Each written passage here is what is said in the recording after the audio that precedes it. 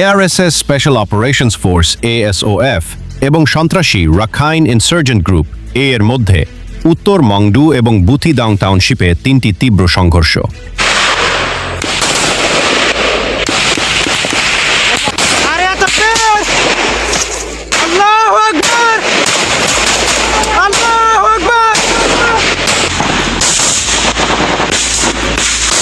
Arakan Rohingya salvation army ARSA এবং mug বাগি এ এর মধ্যে 3টি তীব্র সংঘর্ষের খবর পাওয়া গেছে।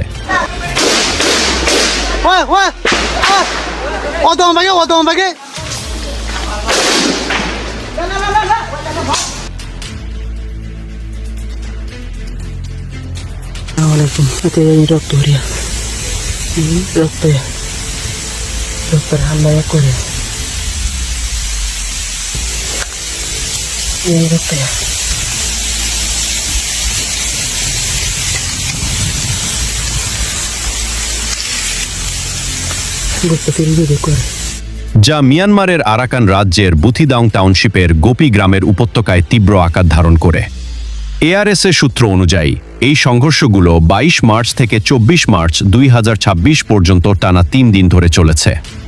জানা যায় এই সংঘর্ষগুলো বুথিদাং এলাকার বিভিন্ন স্থানে সংঘটিত হয়েছে, যেমন গোপী গ্রামের উপত্যকা, উত্তর মংডুর সাঞ্চি প্রাং গ্রাম এবং উত্তর মংডুর নারনচং গ্রামের উপত্যকা। প্রথম সংঘর্ষটি 22 মার্চ 2026 তারিখ সকাল প্রায় 10টায় শুরু হয়ে প্রায় 11:30টায় বুথিদাং টাউনশিপের গোপী গ্রামের উপত্যকায় শেষ হয়।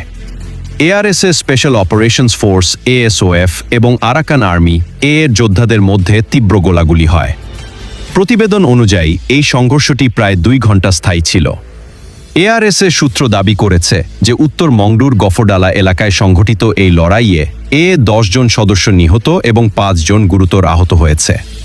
দ্বিতীয় সংঘর্ষটি পরের দিন 23 মার্চ 2026 প্রায় দুপুর 1টায় উত্তর মংডুর সাঞ্চি প্রাং গ্রামের নিকটে ঘটে।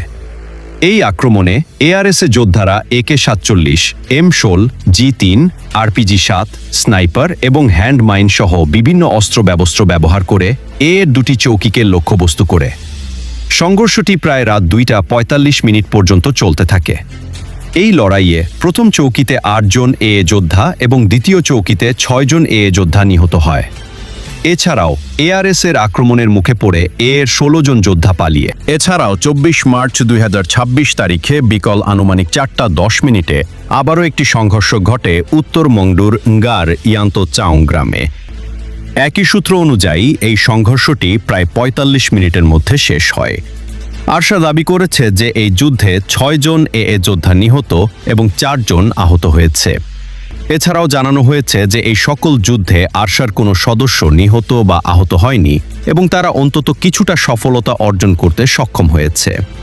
তাই স্থানীয় রোহিঙ্গা বাসিন্দাদের আরশার জন্য দোয়া করার এবং ভবিষ্যতের সকল যুদ্ধে তাদের সফলতা কামনা করার আহ্বান জানানো হয়েছে। Rohingya RFR Bangla news, Mohammad Fahim.